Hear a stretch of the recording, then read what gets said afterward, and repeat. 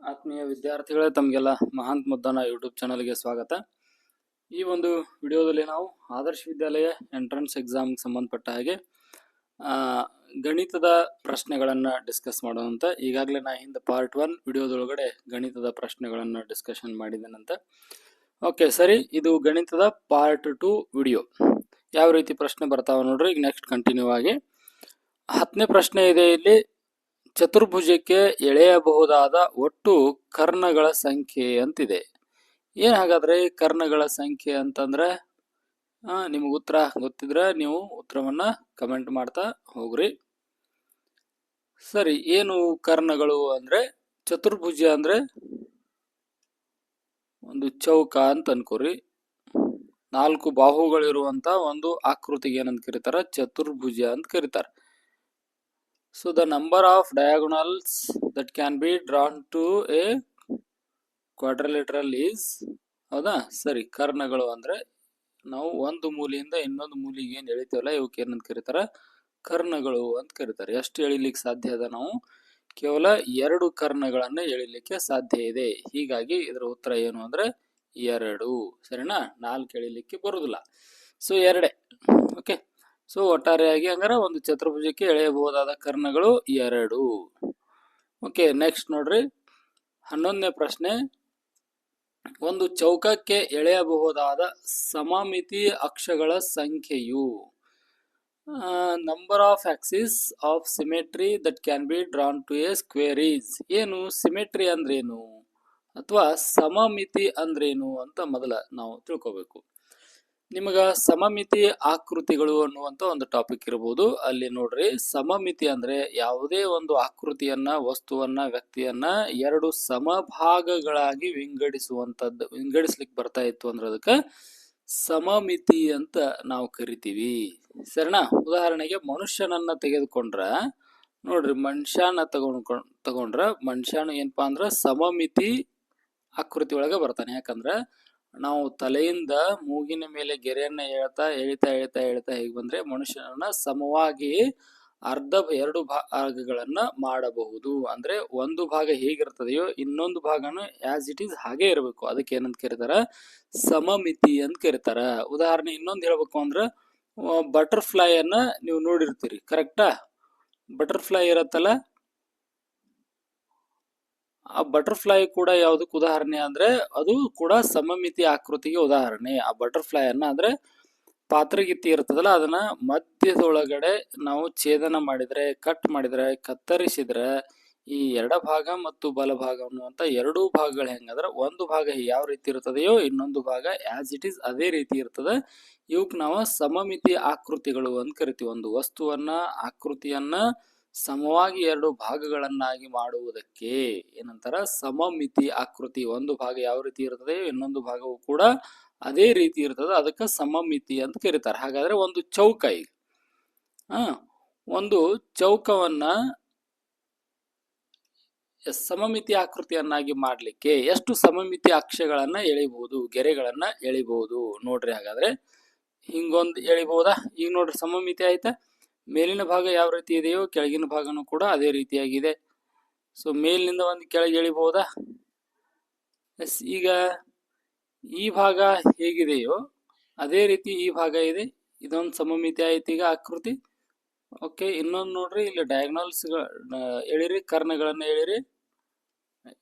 Line ಸರಿಯಾಗಿ ಬರ್ತಾ ಇಲ್ಲ ನೋಡ್ರಿ. ಓಕೆ, ನೋಡ್ರಿ, ಇದೊಂದಾಯ್ತಾ? ಆ ನಂತರ ಹಿಂಗೆ ಹೇಳಿದ್ರೆ ಈ ರೀತಿ ಒಂದಾಯ್ತಾ? ಅವಾಗ ಈ ಭಾಗ ಸಮಮಿತಿ ಆಕೃತಿಗಳಾದವು. ಹಾಗಾದ್ರೆ ಒಟ್ಟು ಎಷ್ಟು ಸಮಮಿತಿ ಅಕ್ಷಗಳನ್ನ ಎಳೆಬಹುದು, ಸಮಮಿತಿ ಗೆರೆಗಳನ್ನ ಎಳೆಬಹುದು ಅಂತಂದ್ರೆ 4 ಎಳೆಯಬಹುದು ಚೌಕಕ್ಕೆ. ಸರಿನಾ? ಕರ್ಣಗಳು ಅಂತ ಬಂದಾಗ 2. ಸರಿನಾ? ಕರ್ಣಗಳು ಅಂತ ಬಂದಾಗ 2. ಕರ್ಣಗಳು ಅಂದ್ರೆ ಒಂದು ಮೂಲೆಯಿಂದ ಇನ್ನೊಂದು ಮೂಲೆಗೆ ಎಳೆಯುವಂತ ಗೆರೆಗಳು. ಹೀಗಾಗಿ ಕರ್ಣಗಳು ಅಂತ ಬಂದ್ರೆ 2, ಸಮಮಿತಿಗಳು ಅಂತ ಬಂದ್ರೆ ಅದು 4 ಆಗ್ತದ. ಓಕೆ, ನೆಕ್ಸ್ಟ್ ನೋಡ್ರಿ. ಒಂದು ಚೀಲದಲ್ಲಿ 12 ಕಿಲೋಗ್ರಾಂ ಸಕ್ಕರೆ ಇದೆ. ಅಂತಹ 34 ಚೀಲಗಳಲ್ಲಿರುವ ಸಕ್ಕರೆಯ ಒಟ್ಟು ತೂಕವು, ಇದೇನಪ್ಪಾ? ಗುಣಾಕಾರ ಮಾಡೋದದ, ಸರಳದ, ಹೌದಾ? ನೋಡ್ರಿ, ಒಂದು ಚೀಲದಲ್ಲಿ 12 ಕಿಲೋಗ್ರಾಂ ಸಕ್ಕರೆ ಇದೆ. 34 ಚೀಲಗಳಲ್ಲಿ ಸಕ್ಕರೆ ಎಷ್ಟು ತೂಕ ಇದೆ ಅಂತೇಳಿ 34 ಇಂಟು 12 ಮಾಡಿಬಿಡ್ರಿ. ಉತ್ತರ ನಿಮಗೆ ಬಂದ್ಬಿಡ್ತದೆ. 12 ನಾಲ್ಕಲೆ 48, 4 ಬಂತು, 12 ಮೂರಲೆ 36, 36 ಮತ್ತೆ 4 40 ಆಯಿತು. ಎಷ್ಟಾಯಿತು? 408 ಕಿಲೋಗ್ರಾಮ್ ಆಯಿತು. ಯಾವುದದು option? Option A is the right answer. 408 kilogram ಆಗ್ತದೆ. ನಾವು ನಿನ್ನೆ ವಿಡಿಯೋದೊಳಗೂ ನೋಡಿದ್ವಿ ಏನಂತಂದ್ರೆ ನೇರವಾಗಿ ಮೈನಸ್ ಅಂದ್ರೆ ಕಳೆಯುವುದರ ಮೇಲೆ ಲೆಕ್ಕಗಳಿದ್ವು, ಆ ನಂತರ ಭಾಗಿಸುವುದರ ಮೇಲೆ ಲೆಕ್ಕಗಳು ಇದ್ವು. ಹೌದಾ? ಇವತ್ತು ಗುಣಾಕಾರ ಮಾಡೋದ್ರ ಮೇಲೆ ಲೆಕ್ಕ ಬಂದದ. ಅಂದ್ರೆ ಗಣಿತದ ಸರಳ ಪ್ರಕ್ರಿಯೆಗಳಾಗಿರುವಂತಹ ಗುಣಾಕಾರದ ಮೇಲೆ, ಭಾಗಾಕಾರದ ಮೇಲೆ, ಸಂಕಲನದ ಮೇಲೆ, ವ್ಯವಕಲನದ ಮೇಲೆ ಕೂಡ ಪ್ರಶ್ನೆಗಳು ಬರ್ತಾವ. ಸೊ ನೀವು ಅವನಾದ್ರೂ ಏನ್ ಮಾಡಬೇಕು? ಕರೆಕ್ಟ್ ಆಗಿ ಪ್ರಾಕ್ಟೀಸ್ ಮಾಡಬೇಕು. ಈಸಿ ಆಗಿರುವಂತವನ್ನ ನಾವು ಬಿಡ್ಲೇಬಾರದು. ಮುಂದಿನ ಪ್ರಶ್ನೆಯನ್ನ ನೋಡ್ರಿ. ರೈತನೊಬ್ಬ 4290 ಕಿಲೋಗ್ರಾಂ ರಾಗಿಯನ್ನು ಬೆಳೆದನು. ಎಷ್ಟು? 4290 4290 ಕಿಲೋಗ್ರಾಂ ರಾಗಿಯನ್ನು ಬೆಳೆದನು. ಅದರಲ್ಲಿ ಮನೆಯ ಬಳಕೆಗಾಗಿ 1376 ಕಿಲೋಗ್ರಾಂ ರಾಗಿಯನ್ನು ಇಟ್ಟುಕೊಂಡು, ಎಷ್ಟು ಇಟ್ಕೊಂಡ್ರು ಅವರು? 1376 ಕಿಲೋಗ್ರಾಂ ರಾಗಿಯನ್ನು ಇಟ್ಕೊಂಡ್ರು.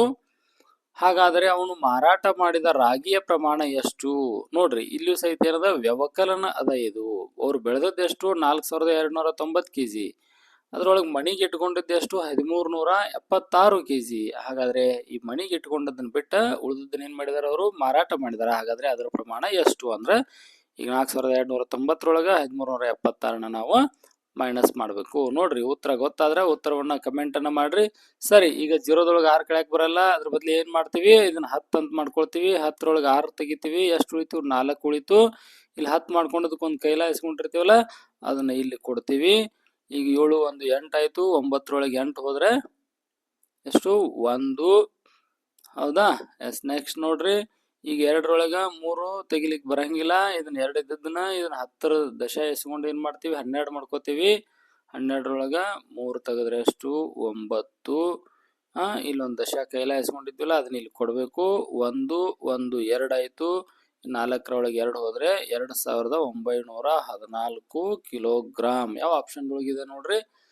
S, right. Option C is the right answer. ಇಲ್ಲಿ ಆಪ್ಷನ್ಗಳನ್ನ ನೋಡ್ರಿ ಎಷ್ಟು ಕನ್ಫ್ಯೂಷನ್ ಆಗಿ ಕೊಟ್ಟಿದ್ದಾರೆ. 2924 ಕೊಟ್ಟಾರ, 3914 ಕೊಟ್ಟಿದ್ದಾರೆ. ನೋಡ್ರಿ, 2000 ನಂಬರ್ ಅಷ್ಟೇ ಚೇಂಜ್ ಮಾಡಿದಾರ. ಹೌದಾ? 3924 ಕೊಟ್ಟಿದಾರ. ಈ ರೀತಿಯಾಗಿ ಕನ್ಫ್ಯೂಷನ್ ಮಾಡುವಂತ ಆಪ್ಷನ್ಸ್ ಇರ್ತಾವ. ನೀವು ಡೈರೆಕ್ಟ್ ಗೆಸ್ ಮಾಡ್ಲಿಕ್ಕೆ ಹೋಗ್ಬೇಡ್ರಿ. ಕರೆಕ್ಟ್ ಎಕ್ಸಾಕ್ಟ್ ಆಗಿ ಏನ್ ಮಾಡ್ರಿ ಅಂದ್ರೆ ಲೆಕ್ಕ ಮಾಡ್ಕೊಂಡನ ಉತ್ತರ ಯಾವುದು ಅನ್ನೋದನ್ನ ಗುರ್ತಿಸೋದನ್ನ ರೂಢಿ ಮಾಡ್ಕೊಳ್ರಿ. 14ನೇ ಪ್ರಶ್ನೆ. ಒಂದು ಶಾಲೆಯಲ್ಲಿ ದಿನಾಂಕ 3/10/2020 12 ದಿನಗಳ ಕಾಲ ರಜೆಯನ್ನು ಘೋಷಿಸಿದ್ದಾರೆ. 12 ದಿನ ರಜೆ ಘೋಷಣೆ ಮಾಡಿದಾರ. ರಜೆಯ ನಂತರ ಶಾಲೆಯು ಪುನರಾರಂಭ ಆಗುವ ದಿನಾಂಕ ಯಾವುದು ಅಂತ ಕೇಳಿದಾರ ಅವರು. ನೋಡ್ರಿ, ಅಕ್ಟೋಬರ್ 3ನೇ ತಾರೀಕಿನಿಂದ ರಜೆ. 3ನೇ ತಾರೀಕು ಕೂಡ ರಜೆ. ಹೌದಾ? ಅಲ್ಲಿಂದ 12 ದಿನಗಳ ಕಾಲ ರಜೆ ಘೋಷಣೆಯನ್ನ ಮಾಡಿದಾರ ಅವರು. ನೋಡ್ರಿ, ಈ 3ಕ್ಕ 12 ಸೇರಿಸಿದ್ರೆ ಎಷ್ಟು ಬರ್ತದ? 15. 15ನೇ ತಾರೀಕು ಅದು ರೀಓಪನ್ ಆಗ್ತದ. ಕರೆಕ್ಟಾ? ಸೊ ಇಲ್ಲಿ ಏನಂದ್ರ 3 ತಾರೀಕನು ರಜೆ ಅಂದ್ರೆ 2 ತಾರೀಕು ಕೊನೆಯದಾಗಿತ್ತು ಶಾಲೆ.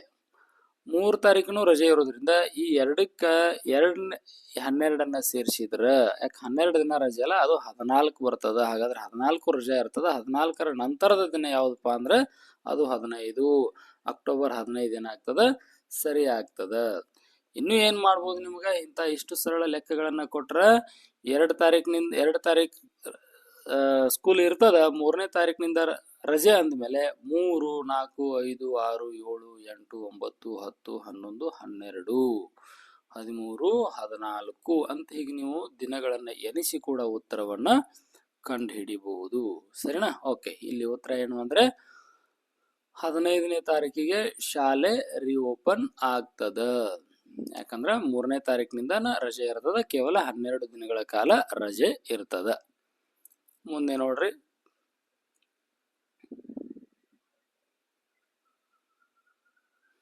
ಇನ್ನು 15ನೇ ಪ್ರಶ್ನೆಯನ್ನ ನೋಡ್ರಿ, ಏನಿದೆ 15ನೇ ಪ್ರಶ್ನೆ.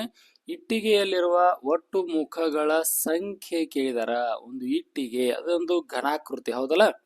ಒಂದು ಇಟ್ಟಿಗೆಯನ್ನ ನೋಡಿ ಅನಸ್ರಿ, ಇಟ್ಟಿಗೆ ಇರ್ಬೋದು, ಡೈಸ್ ಇರ್ಬೋದು, ಡೈಸ್ ದಾಳ ಇರತ್ತೆ ನೋಡಿದಿರಿ. ಡೈಸ್ ದಾಳ ಇರ್ಬೋದು ನೋಡ್ರಿ. ಎಷ್ಟು ಮುಖ ಇರ್ತಾವ? ಅದಕ್ಕ 6 ಮುಖಗಳಿರ್ತಾವ. ಬೇಕಾದ್ರೆ ನೀವು ಇಟ್ಟಿಗೆ ಇದ್ರೆ, ಡೈಸ್ ಇದ್ರೆ, ಅಥವಾ ಒಂದು ರಟ್ಟಿನ ಬಾಕ್ಸ್ ಇದ್ರೆ ಅದನ್ನ ತಗೊಂಡು ಒಂದ್ಸಲ ಎನಿಸಿ ನೋಡ್ರಿ, ನಿಮಗೆ ಗೊತ್ತಾಗತ್ತೆ ಎಷ್ಟು 6 ಮುಖಗಳಿರ್ತಾವ. ಸರಿನಾ? ಓಕೆ. ಮುಂದಿನ ಒಂದು ಪ್ರಶ್ನೆಯನ್ನ ನೋಡ್ರಿ. ನಿನ್ನ ಬಳಿ 215.50 ರೂಪಾಯಿಗಳು ಇವೆ. ನೀನು ರೂಪಾಯಿ 44.25ಗಳಿಗೆ ಬಣ್ಣದ ಪೆನ್ಸಿಲ್ಗಳನ್ನು ಕೊಂಡುಕೊಂಡರೆ ನಿನ್ನ ಬಳಿ ಉಳಿಯುವ ಹಣ ಎಷ್ಟು? ನೋಡ್ರಿ, ಏನ ದಶಮಾಂಶ ರೂಪದೊಳಗಿರ್ತಾವ, ಬಿಂದುವಿನ ರೂಪದೊಳಗಿರ್ತಾವ, ಅಂತ ಲೆಕ್ಕಗಳನ್ನು ಸಹಿತ ನಿಮಗ ಕೇಳ್ತಾರು. ಹೌದಾ? ನಿಮ್ಗೊಂದು ಲೆಸನ್ ಇದೆ, ಇದು ಟಾಪಿಕ್ ಇದೆ. ಸೊ ಇಲ್ಲಿ ಏನಪ್ಪಾ ಅಂದ್ರೆ, ಈಗ 215 ರೂಪಾಯಿ, 215.50 ರೂಪಾಯಿ ಇದೆ. ಹೌದಾ? ಅಂದ್ರೆ 215 ರೂಪಾಯಿ 50 ಪೈಸೆ ಐತಿ. ಈ ಪಾಯಿಂಟ್ ಇಲ್ಲಿದೆ, ಪಾಯಿಂಟ್ ಸರಿಯಾಗಿ ಇಟ್ಕೋಬೇಕು. ಈಗ ನೀನ್ ಖರ್ಚು ಮಾಡಿದ್ದೆ ಎಷ್ಟು? ಬಣ್ಣದ ಪೆನ್ಸಿಲ್ಗಳನ್ನ ತೆಗೆದುಕೊಳ್ಳಿಕ್ಕೆ 44 ರೂಪಾಯಿ 25 ಪೈಸೆ. 44.25 ಪೈಸೆ. ಸರಿನಾ? ಈಗ 215 ರೂಪಾಯಿ 50 ಪೈಸೆ ಒಳಗೆ 44 ರೂಪಾಯಿ 25 ಪೈಸೆ ಖರ್ಚು ಮಾಡ್ರಿ ಅಂದ್ರೆ ನಾವು ಮೈನಸ್ ಮಾಡ್ಬೇಕು, ವ್ಯವಕಲನ ಮಾಡ್ಬೇಕು. ಈಗ ನೋಡ್ರಿ, ಹಂಗಾರ ಸೇಮ್ ಆಸ್ ಇಟ್ ಈಸ್ ಹೆಂಗೆ ನೀವು ಸಂಕಲನ ವ್ಯವಕಲನ ಮಾಡ್ತಿರಲ್ಲ ಅದೇ ರೀತಿಯಾಗಿ ಏನೋ ಮಾಡುವಂಥದ್ದು. ಇಲ್ಲಿ ಬಿಂದು ಹೆಂಗೆ ಇಟ್ಕೊಳ್ಳೋದು ಅನ್ನೋದನ್ನ ಒಂದು ಇಟ್ಟು ನೀವು ಲಕ್ಷ ಕೊಟ್ರೆ ಮುಗೀತು. ಇಲ್ಲಿ ನೋಡ್ರಿ, 0 ಒಳಗೆ 5 ತೆಗಿಯಕ್ಕೆ ಬರಂಗಿಲ್ಲ. ಅಲ್ಲೊಂದು ಕೈಲ ಇಸ್ಕೊಂಡು ಅದನ್ನ 10 ಮಾಡ್ಕೊಳ್ತೀವಿ. 10ರೊಳಗೆ 5 ಹೋದ್ರೆ 5 ಉಳಿತು. ಇಸ್ಕೊಂಡದನ್ನ ಕೈಲ ಇಲ್ಲಿ ಕೊಡ್ತೀವಿ. 2 1 3 ಆಯ್ತು. 5ರೊಳಗೆ 3 ತೆಗೆದ್ರೆ 2 ಬಂತು. ಹೌದಾ? 50 ಪೈಸೆ ಒಳಗೆ 25 ಪೈಸೆ ಹೋದ್ರೆ 25 ಬಂತಲ್ಲ ಉತ್ತರ. ರೈಟ್. ಈಗ ಏನದಪ್ಪ, ನೆಕ್ಸ್ಟ್ ಬಿಂದು ಅದ, ಆ ಬಿಂದುನ ಇಟ್ಕೊಂಡ್ಬಿಡ್ಬೇಕು ನಾವಿಲ್ಲಿ. ಓಕೆ, ಬಿಂದು ಇಟ್ಕೊಂಡ್ವಿ. ಇನ್ನು 5ರೊಳಗೆ 4 ಹೋದ್ರೆ ಎಷ್ಟು? 1. 5ರಾಗ 4 ಹೋದ್ರೆ 1. ಇಲ್ಲಿ 1ರೊಳಗೆ 4 ತೆಗಿಲಿಕ್ಕೆ ಬರಲ್ಲ. ಇದನ್ನ ಕೈಲ ಇಸ್ಕೊಂಡು 11 ಮಾಡ್ಕೋತೀವಿ. 11ರೊಳಗೆ 4 ಹೋದ್ರೆ 7. ಆ ಒಂದು ಕೈಲ ಇಲ್ಲಿ ಕೊಡ್ತೀವಿ. 2ರೊಳಗೆ 1 ಹೋದ್ರೆ 1. ಹಾಗಾದ್ರೆ 171.25 171 ರೂಪಾಯಿ 25 ಪೈಸಾ ನಿಮ್ಮ ಹತ್ರ ಉಳಿದುವಂತೆ. ಯಾವ ಆಪ್ಷನ್ದೊಳಗಿದೆ ಇದು? ಎಸ್, ಆಪ್ಷನ್ ಸಿ ಒಳಗಿದೆ ನೋಡ್ರಿ. ಆಪ್ಷನ್ ಸಿ ಒಳಗಿದೆ 171.25. ಸರಿನಾ ವಿದ್ಯಾರ್ಥಿಗಳೇ? ಇದು ಇಷ್ಟು ಗಣಿತಕ್ಕೆ ಸಂಬಂಧಪಟ್ಟ ಹಾಗೆ ಪ್ರಶ್ನೆಗಳ ಚರ್ಚೆಯಾಗಿತ್ತು. ಈ ರೀತಿ ಗುಣಾಕಾರದ ಮೇಲೆ, ಸಂಕಲನದ ಮೇಲೆ, ವ್ಯವಕಲನದ ಮೇಲೆ, ಈ ದಶಮಾಂಶಗಳ ಮೇಲೆ ಪ್ರಶ್ನೆಗಳು ಬರ್ತಾವ. ಅದಲ್ಲದೆ ನೆಕ್ಸ್ಟ್ ಘನಾಕೃತಿಗಳ ಮುಖಗಳನ್ನ ಕೇಳ್ತಾರ. ಕ್ಯಾಲೆಂಡರ್ ಮೇಲೆ ಪ್ರಶ್ನೆ ಬಂತು, ಗುಣಾಕಾರ ಆಯಿತು. ನಾನು ನಿನ್ನೆ ಹೇಳಿದ್ದೆ ರೇಖಾಗಣಿತದ ಮೇಲೆ ಹೆಚ್ಚಿನ ಪ್ರಶ್ನೆಗಳನ್ನ ಕೇಳ್ತಾ ಇದ್ದಾರೆ ನೋಡ್ರಿ ಅಂತ. ಇಲ್ಲಿ ಚೌಕದ ಮೇಲೆ ಎಳೆಯಬಹುದಾದ ಸಮಮಿತಿಗಳ ಮೇಲೆ ಕೇಳಿದಾರ, ಕರ್ಣಗಳ ಮೇಲೆ ಕೇಳಿದಾರ. ಸರಿನಾ? ಇಷ್ಟು ಈ ವಿಡಿಯೋದೊಳಗಡೆ ನಿಮ್ ಗಣಿತಕ್ಕೆ ಸಂಬಂಧಪಟ್ಟ ಹಾಕಿ ಕೊಟ್ಟಿದ್ದೀನಿ. ಮುಂದಿನ ಒಂದು ವಿಡಿಯೋದೊಳಗಡೆ ಮುಂದಿನ ವಿಷಯದ ಕುರಿತಾಗಿ ನಾನು ವಿಡಿಯೋವನ್ನು ಕೊಡ್ತೇನೆ. ಚಾನಲನ್ನು ಸಬ್ಸ್ಕ್ರೈಬ್ ಮಾಡ್ಕೊಂಡಿಲ್ಲ ಅಂದ್ರೆ ಚಾನಲನ್ನು ಸಬ್ಸ್ಕ್ರೈಬ್ ಮಾಡ್ಕೊಳ್ರಿ, ಹಾಗೆ ವಿಡಿಯೋವನ್ನು ಲೈಕ್ ಮಾಡ್ರಿ ಅಂತ ಹೇಳ್ತಾ ತಮ್ಗೆಲ್ರಿಗೂ ಧನ್ಯವಾದಗಳು.